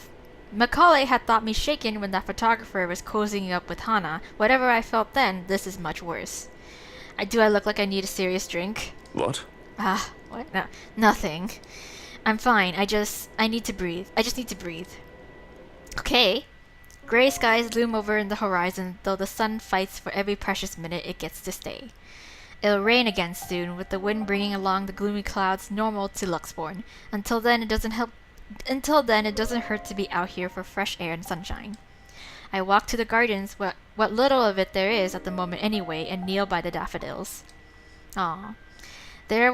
These were the first to be brought here and planted on my request, and if nothing else they brought in a sense of peace. They were Mother's favorites. Aww. Closing my eyes, I lift my chin up to welcome the light that shines upon me. And for a minute I can imagine myself as one of the flowers, peaceful, blooming, and all too happy to stand in its warmth. Life would be much easier if we were all like flowers, wouldn't it? But I didn't step out here to get all philosophical. I have problems much more practical than figuring out the meaning of life after all. Too many things have gone on these past few days. And I want to forget about them, even for just a moment. It's almost All Saints, isn't it, to think I've almost forgotten. I speak the words absent-mindedly. The date means nothing to me as I neither worship the religion nor have any graves to visit. After all, Mother was never given a proper burial. Oh well. Oh, sucks. But it's a date as good as any for me to grieve. Otherwise, I would have done so every single day, crippling myself and shutting everyone else out. Oh, is it like his supposed anniversary kind of death for his mother today? Is it? I can remember how the flames flicked at her flesh and how it consumed her body until there was nothing left but ash. Okay, so I stood there watching with the operator and a social service worker, though I could have been alone for all I cared. I felt alone. It was the most that could be done. No one would attend the funeral of a dead prostitute, let alone pay for it. All that is left of her, proof that she had lived, is her name written in the ledger of Luxborn Cemetery, a lighter, and me. Pulling out the lighter from my jacket, I can't stop myself from flicking it open to stare at the flame and to run my thumb over her name. Eleanor. All in all, it isn't much, but it's something, right? It's still a memento. And it would be wrong of me not to make something of myself when she would have given everything to make sure I can become anything I want to be. It feels like I'm stuck in a nightmare right now. Oh, you don't nightmare until you see ghosts. What I would give to have you here by my side, Mother dear, to see you smiling at me, alive and as beautiful as ever. I'm afraid I'm starting to forget what your face looks like. I've already forgotten the shade of your hair. Eleanor Chandler was a wonderful woman, though not everyone would have agreed. Not everyone had seen her past occupation, past her Yeah, not everyone has seen past her occupation, past her vices and her illness. All they saw was a poor woman who sold her body to make ends meet and had a bastard son because of it. They didn't see the mother who worked hard to put food on the table for me, the woman who gave and gave and gave and gave to me while expecting nothing in return. She taught me the merits of hard work, but though I loved her so, I worked hard for myself. I would not be so foolish, so selfless towards people who would never give back. I learned that from the father who plucked me out of an orphanage for his own selfish gain. I pocket the lighter before I can feel the urge to actually set anything ablaze. Can't have that. Considering my close proximity to the flowers, they would be the most likely victim of arson. But the daffodils! Just the thought of itself is blasphemous, right? Nevertheless, that doesn't save them from being picked, just enough to make a bouquet of the things in honor of Eleanor. Yes. Would you be proud of me if you saw me now, Mother? Maybe. You were always so forgiving, no matter what trouble I got into, more than I deserved, especially now. It's been a while since I've talked to Mother like this. I've been thinking of both my dear parents far too much, as of late, when I shouldn't. I have a future to look forward to and the present to take care of. These memories of the past give me nothing but grief. The life of Lucille Mitchell Chandler should be nothing but a footnote in Luke Wright's non-existent autobiography. It's because of Hannah, isn't it? I worry that she is all too much like Mother that it scares me, and the thought that I'm turning into my father is even more so. But even if history is so set to repeat itself, I'm not a child anymore. Content to sit aside, unable to do anything to help, and too inexperienced to think that the worst wouldn't happen. I have money to buy the best medicines and doctors if need be.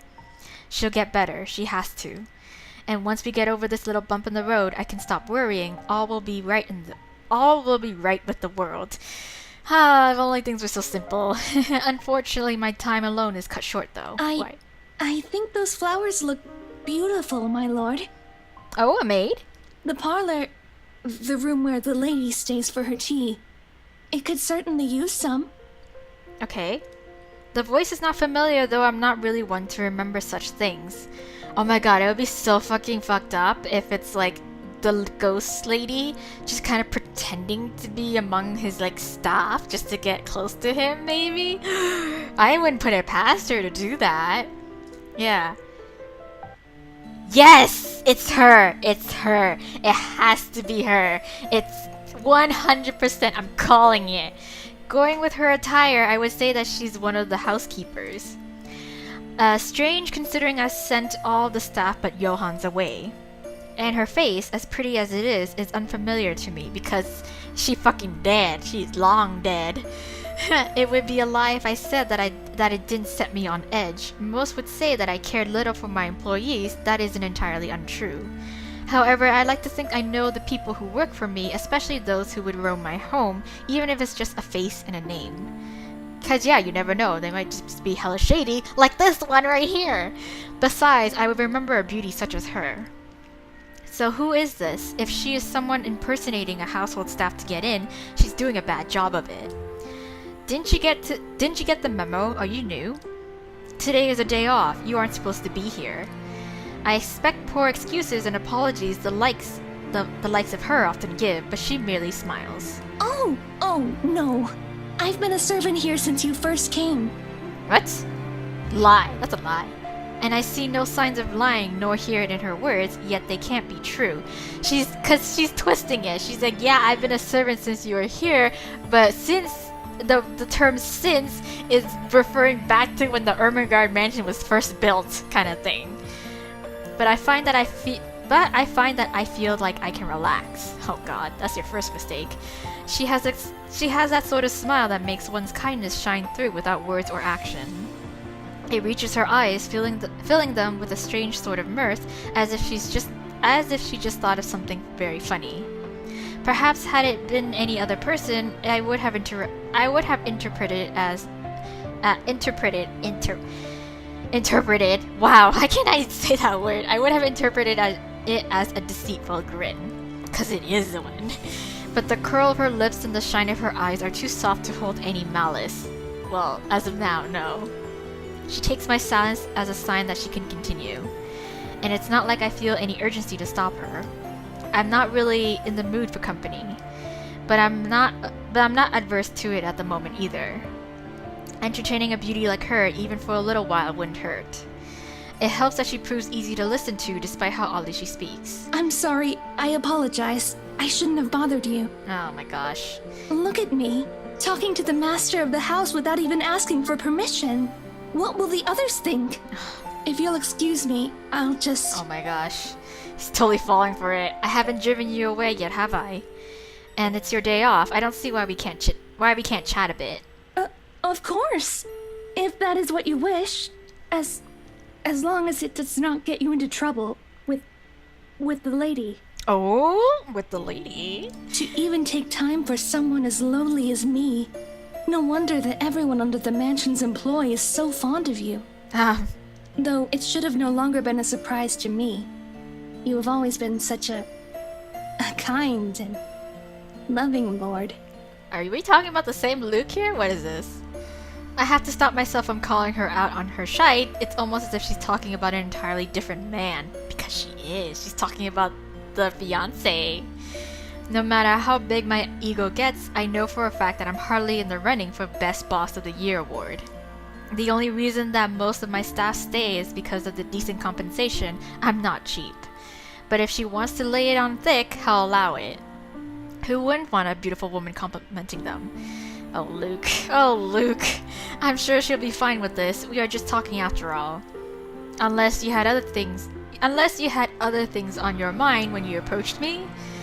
The words leave my mouth before I even realize what I've said. I panic a bit. Come on, Luke. Though I can get away with picking up women out in the city, sometimes even out in the country, I've always taken care not to do so in my home or in my businesses, right? Not when it would be so easy for Hana to find out about my infidelity through these channels, right? I mean, she already did, and she kind of let you off easy with Rochelle. Though, seriously, I still don't see what the big deal about it is. I just have an itch I need to scratch. I know it must be amusing to see a girl flustered for a man of your stature, but please don't say such things, my lord. I saw you alone and simply thought you could use some company. Uh-huh. Thankfully, and I do count my lucky stars, it seems the woman takes it as a joke rather than the casual pass it was intended to be. So how are you liking your work around the mansion? The place is wonderful, but I imagine the upkeep is ungodly with all the rooms and whatnot. I don't even want to think about how many people are on the staff roster. Work is work, my lord. Uh-huh. It is a way of living. A purpose from day to day. It is certainly far better than doing nothing or having no food to eat. Okay. The house itself is also beautiful. There's no lack of things to look at. I'm sure you've seen those books in the study. Mm-hmm. I have. I can't read any of them yet, but if given the chance, I'm sorry. I shouldn't be thinking of those things. Especially when the rains, they might bring more work to us soon. It will definitely be much more difficult when it returns. Uh-huh. Idling about is the least I should be doing. Uh-huh. I guess you can put it that way if you want to be brutally honest about the whole thing, and the rain shouldn't be a problem. Hopefully, maybe. If a little dreary, at least she doesn't beat around the bush. I like the honesty. Many would bemoan their status as a household staff, as a janitor or other menial role, and believe themselves to be for greater things. And I would not begrudge the idea that one can always get better. But one shouldn't be so discontent with what they have either. The rain is something I simply must get accustomed to if I am to live here. I've not spent long in this place after all. Uh-huh. But I have been told that it has rained in this nation since a mother's time and their mother's time. Yes, that is the UK, London. No, not London, but Europe. There is little we can do about it. I am just glad to have time in the sun, even for a short while. Okay. Isn't that the truth? Isn't that the truth? Really, these sunny days have been welcome, though I can't imagine they'll last for long. Sometimes I just want to pack my things and leave for somewhere like, say, the Bahamas or whatnot. Get some sun and surf. But certainly, you will return for us, won't you? This is your home, after all. Yeah, sure. Your people, they won't be pleased if the master of the house leaves. Uh-huh. Of course. Can't very well leave my businesses hanging here, can I? I just wish I could actually trust people enough to go on a vacation without taking work with me. I've also got to get back here if I ever want proper meals. A proper pudding is something you'll never find out there. The woman nods in understanding, and I must say that she makes for a fine listening ear. Though what she says next gives me pause, whether she meant for me to hear it or not. And good tea. From what the cook has been telling me, I've yet learned how to prepare one. What? Perhaps once I do, it would endear the lady of the house to me. Huh? I never expected her to be so unkind after what she did for me. No, she's totally, completely talking about the time where Charlotte did shit to her, not present day like Hannah and Luke. Oh my god. Though it's only if one catches her in a foul mood. I wish I knew how to avoid her anger. Oh my gosh, she's just twisting her words. Luke, stop to listen to her. I highly doubt she means Hannah. That woman rarely has a mean bone in her body. And when she actually is nasty towards someone else, it's usually deserving enough. Much like with that Rochelle woman, right? Hell, she even tolerates Harvey for me, even if she did admit that she doesn't quite like the man. She must mean the head housemaid, right? I have to laugh at that. Not that I have room to speak, I don't deal with her myself anymore, though even Johannes has a few choice words about the head hag. The head hag, yes. She's just been under the Wright employ when she was also a head housemaid for my father. Oh, wow, then she must be very old. And if there's anyone not going to get along, and if anyone's not going to get along with someone, it'd be the crochety old woman. Yes. I don't even remember her name. But the woman had been this strict upstart bitch who took one look at me, her master's bastard son, and turned her nose up as if she were better by mere consequence of birth. And she absolutely loathed my very existence. Perhaps the rumors had been true. She had a miscarriage while bearing another one of dearest father's children, and she saw me as an obstacle for her being granted a better standing in life. I remember that much at least. Wow, damn. Hella shady father. Yes, father. The only reason I haven't sacked her yet is because of her competence. Also because working under my household makes her absolutely miserable, her resignation made impossible by her pride. Nobody really gets along with that woman. I think everyone just tolerates her because of how old she is. I mean, not to be rude or awful or anything, but she's at the age where she'll be pushing daisies soon enough. Is she? Really, my lord? I'm sure the lady is much younger than that. No, she's totally talking about... Oh my god. I think the thought of tormenting the young and the beautiful gives her reason to live. It does seem that way. Though I feel sorry for her. Oh my god, this bunch of miscommunication is driving me nuts. One's life should not be wasted away on hatred and anger. It is never good for the heart or the head to always carry ill thoughts. But she's talking about the wrong person here, Luke. But at the least, you are here for us. We are certainly so lucky to have a lord like you. The lady even more so. Uh-huh. The gods smile down on her. Though, if I may be honest. Okay. She is to be envied. Uh-huh. Even when I have my suspicions about her, she's just so easy to talk with that I've forgotten. I don't know who she is, and if she's actually one of the household staff, that would explain why she would so easily give obviously wrong statements about my character. Though if she is here for malicious reasons, she would have done more than do small talks with me by now, wouldn't she? You never know. That's the thing. She's trying to lure you in. That's how she works. I have so many questions. Perhaps curiosity will kill this cat. It's strange that I've never seen you before. What's your name? You do not remember? No. I don't believe you mentioned it, or am I missing something? You still cannot comprehend it. Can you, my lord? No. Her answer chips away at the good mood I'm starting to get into. I have every right to be angry at the cryptic response. She threatens insubordination with her very presence alone. But instead of hurling vitriol at the woman, I take a deep breath. Vitriol? Oh my gosh. I do not want my mood ruined further than it already is, not right now when I can let my temper take its course another time. Whatever your name is, and no matter how long you've been working for us, that does not change the fact that you shouldn't be here. I'll call you a cab to bring you to the city if you want. Shouldn't I? What if I do not wish to leave? There she goes. I was totally getting sick and tired of her fucking small talks and like how she's totally misleading Luke into like totally different conversation about totally different people. Okay, yes. Now this is her true character. I merely desire to stay by your side and serve. Is that such a deplorable thing? Well, considering you're dead and you're one hateful bitch, then yeah. Her gaze sends chills down my spine. It's too easy to see the devotion, the obsession in her eyes, not the good sort either, as her scrutiny makes me feel like I'm laid bare.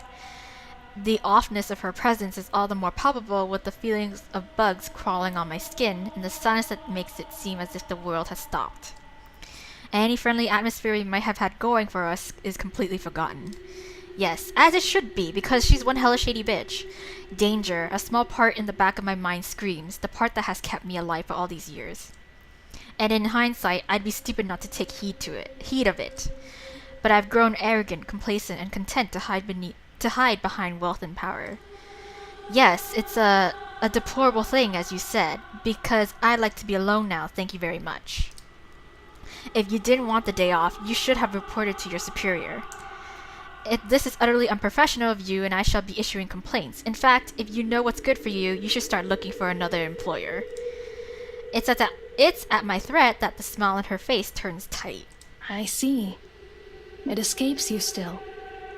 This is unfortunate. Yes. I don't know what she's talking about. It escapes you. Is she saying that I'm not aware of the curse? Or like something completely different? How despairing that this misery must go on. But maybe, if you come with me, I can help you. I can... Nope. When she reaches out for me, I recoil with a hiss. Yes. How dare you lay your filthy hands on me without my permission? I am not going anywhere with you. Now step back and walk away before I have you forcibly removed. Oh, triggered! Shit. As if a switch has been flipped, the woman's expression turns horrific, although that may very well be the understatement of the century. She's fucking twitching at that too. She herself turns horrific. Her presence is suffocating, bearing down on me. I'm rooted on the spot through no fault of my own as my fear paralyzes. You are too much like that vile woman. Poisoned by her rotten influence and her filthy words. Uh-huh. But that can be remedied now that you're here. Oh, how we have waited to welcome you home. What? Come, my lord. The house beckons. Uh-huh. When her fingers grasp the back of my coat, I finally find it in me to break off into a run. Nice. Okay, so you run, girl. You run all the way back to town. I can still feel her eyes on me as I run back to the house. But I refuse to acknowledge it, let alone look back. All I need is to get away from her and to make sure she stays away. If that means acting like a coward and seeking out company to keep me safe, nobody can tell me to do otherwise. Bravery isn't something to be lauded if it comes along with stupidity. Okay, so the ghost lady, it's either she's on the wrong and she's just being really spiteful and hateful of like maybe trying to steal away. Like she tried to get with the last lord until Charlotte found out and then had her burned at the stake, or Charlotte's in the wrong and she wrongly accused like this lady of like being a witch and had her burned at the stake. But either way, I don't know. We still don't know the full story, but that's just my speculations. But anyways, so wanting some alone time and fresh air, Luke excused himself, lingering in the gardens as he remembered the memory of his late mother. Suddenly a beautiful woman appeared by his side, striking up a conversation with him. It was pleasant. It was all pleasant at first until like he fucking triggered her with his douchebaggery. But like anyways, all for good reasons because you can't trust this bitch. Okay. Oh, it's dark. Very dark. It must have been a sight to see the usually composed and reserved Luke Wright bursting through the doors. Yes. Not that I have much of an audience unless there are other staff members who's chosen to disregard my orders for them to leave. Really, I still doubt that woman is one of the staff, and you very well should be. You know? You should doubt. Mustering up the courage, I looked back through the windows to see if she followed me. No, she's gone. She's gone, yeah. But I don't take any chances, putting as much distance as I can between us. All the way. Oh god, Johans! Stopping to catch my breath, Johan's sudden appearance nearly makes me jump out of my skin. Don't fucking do that, right? You son of a bitch, if I had a gun, I would have shot you. If I had any love left for my mutter, I'd take offense. But what happened to you? You look like you've seen a ghost. I very well might have, you know. Oh, if only it was such a delusion. But I can still feel her sharp nails digging into my back. The feeling was too real for it to have been a ghost. Oh, but she does that. She tricks you like that. There was a housekeeper, I think, I'm not sure, in the garden. She was acting odd and I thought to remove myself from the scene. Strange. I made sure the rest of the staff had left and that the house was empty, as you requested. Describe this woman. Yes, she had pale skin, dark eyes, and long dark hair. She wouldn't give her name. I half expect a name from him. The man knows the staff better than I do, after all. But then he's like, I don't know anyone like that. But instead of an answer, he grows quiet. I'm pretty sure that is not a good thing. I'm even more worried when the other man looks over me. I have to protest when he pulls back my collar. What in bloody hell are you doing? Checking for marks. Needle marks, to be exact. We don't have anyone like that among the staff. You could have easily been kidnapped. Oh, thanks for worrying at me in such a way, but like, honestly, trust me, it's not a shady bitch in that sense where she can like kidnap me like that, but like shady dead bitch who's really hateful and spiteful, and those curses. A cold feeling settles itself over me at the thought. I've long established my power over the more unsavory characters in Luxborn, or I thought I did. And the most harm I thought that could come to me would be slander, robbery, or incarceration. Kidnapping? An attempt on my own person, yes. I've forgotten that I'm as human, as mortal as any other man despite my wealth and status. Fortunately, you look unharmed. Thanks. But I advise that you be accompanied by trusted individuals at all times from now on. If not me, an assigned guard. Okay, I like that. I'll be informing them of this soon, as they return from their day in the city. Okay. Already I can feel the energy leave me at the realization of what could have been. Alright, yes, I suppose we should do that, but I think I'd like to call it a day. I should be safe in bed, yes? I'll stand guard outside for the night. The madam has been inquiring about you, by the way. Oh no. A guard, any other threat, and he alone would be enough to make me feel safe. Alright? But what I saw, whatever it is I saw, would one man be enough? That's all well and good, but there's something else. That housekeeper, she... Luke, you're home. I was worried about you. Yes, dear. The grin that I can muster is probably lopsided. Forced as I snap my mouth shut to keep myself babbling about witches and monsters. Because here I am standing in the hallway, dirt on my pant legs and sweat dotting my forehead. A far cry from my usually pristine condition. I don't want to worry Hannah. Yeah, she's more than enough to worry about. A cough. What happened to you? You look like you wrestled in the mud and lost, dear. And those flowers. Were you gardening? Kind of, sort of. Yeah, sure. What? Oh, these. I didn't realize I still had them. I really did not, yes. But there they are, still in my grip, the daffodils I had taken from the garden. Even in the wake of my flight, I had refused to let go of them, whether I was conscious of it or not. Shall I put them in a vase? Sure, yes, thank you. Should I give them to Hana, throw them away? No, give them to Hana! Give the flowers to Hana. Make her feel better. Make her feel better. Make her... Yes. Perhaps I did it to save face, or maybe a small part of me really had planned to take them for her. But like a young man presenting flowers to a Valentine's, I awkwardly thrust the bouquet in Hana's direction. They're for you. These are lovely, thank you. But aren't these... Yes. The surprise is to be expected, and the open-ended question needs little interpretation. I'd never given her daffodils before, especially not from ones that I considered mine. They're for you. Don't make me think that kneeling around in the dirt was a waste of... Don't make me think that kneeling down in the dirt was a waste of my time. It's not. It's not. Just... Are you feeling alright?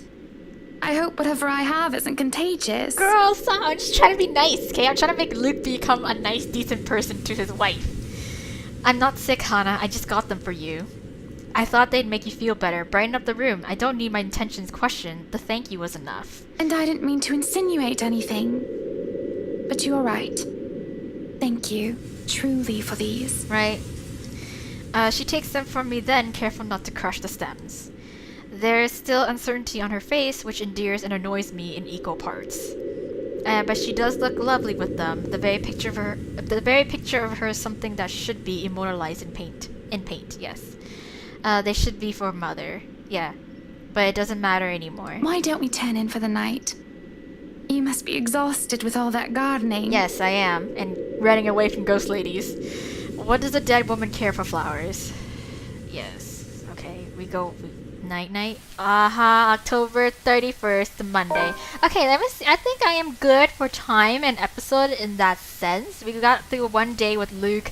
Had a bit of a weird sus moment where Ghost Lady actually appeared, trying to entice Luke into thinking shit and like twisting her words about the lady of the house. So I'm pretty sure she was referring to Charlotte, but we aren't too sure at this point. Which, like, you know, at this point the question is raised whether or not Ghost Lady had been wronged by Charlotte, or Charlotte was the one who was in the right and, you know, so rightfully kind of like got rid of her, but not in a very great way, not in a very smart way or effective way of getting rid of her, because, you know, maybe she was coming on to the last lord of the house and she was trying to manipulate him into, I don't know, whatever the hell she wanted from him.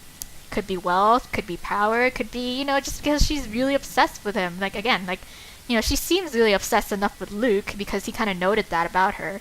But yeah, so we don't know the full story yet, but there's more hints there, like, definitely. But yeah, so we have gone through some events with Luke, and yeah, so in the next episode we will continue on from that, and then we will obviously get to the point where we last left off in Ash's point of view, where, you know, the whole big reveal of where the ghost lady was holding Hana hostage at the very tops of the stairs, and see where the hell that's gonna go from there. So, but until then, we'll see if there's any more excitement, any more clues we can pick up about Luke, his background, and as well as this ghost lady and what she wants. So yeah, until then, you guys, tune in next time. But for now, bye! Spooky, scary skeletons and shivers down your spine.